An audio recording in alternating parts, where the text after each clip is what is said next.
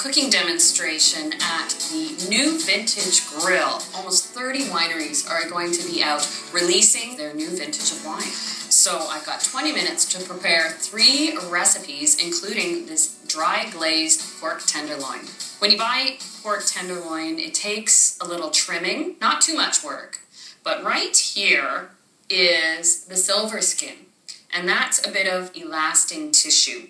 And that doesn't cook away or melt or make the pork tenderloin juicier. In fact, it kind of shrinks when it cooks, and it could actually curl the tenderloin. So I pull it off with a knife. I like to choose a filleting knife to use because a knife has a little bend to it, so I can get in and under the silver skin without taking too much of the pork tenderloin meat off. Pull gently, I let the knife do the work. There's a little cap right here on the pork tenderloin. You have to peel it open just a little bit, because there's always one little bit of silver skin hiding there. The other bits of fat do melt away and add to the flavor, so you can just leave them intact. There's hardly any on there anyhow. I'm not cooking this tenderloin just like this.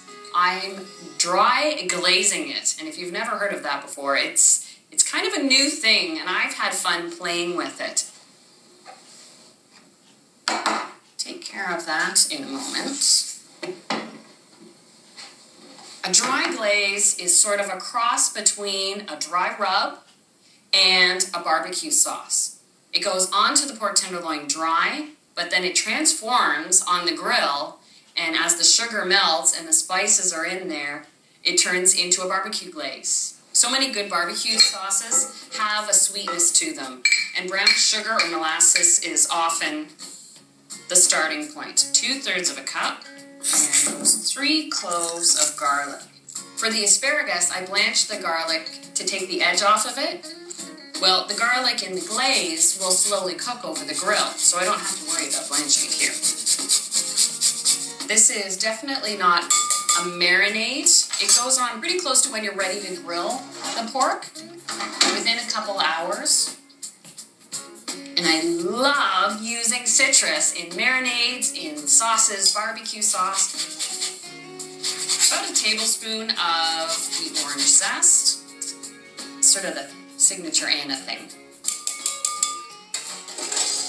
And I'll give that a little stir. Even though this is a dry glaze, there's a little moisture in the orange and in the garlic. So now the sugar will sort of pick that up.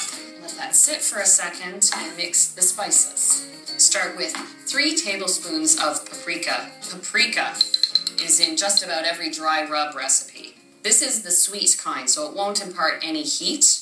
And a tablespoon of ground coriander. And it has its own citrus characteristics, so it works well with the orange zest in there. And a tablespoon of dried ginger.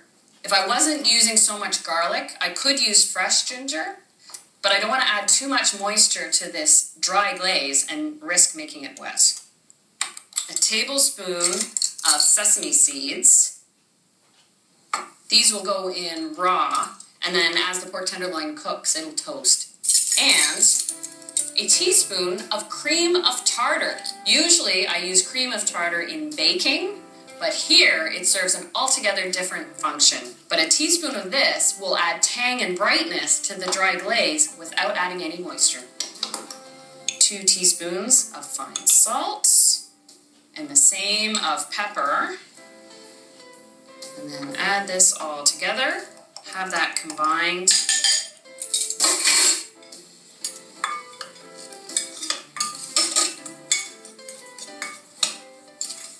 When I cook these for my presentation plate in the backyard, I'll make sure the grill's on medium heat, not high. High heat would scorch the sugar that's in the dry rub.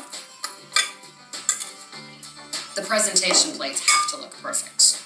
It looks like a big batch of a dry rub, but this is enough to cover the 3 tenderloins. You don't want to put this on too far ahead of time. If it sits in the fridge too long, that sugar will actually start melting. But this can sit for a little while I go get some local strawberries, which are also in season, just like the asparagus.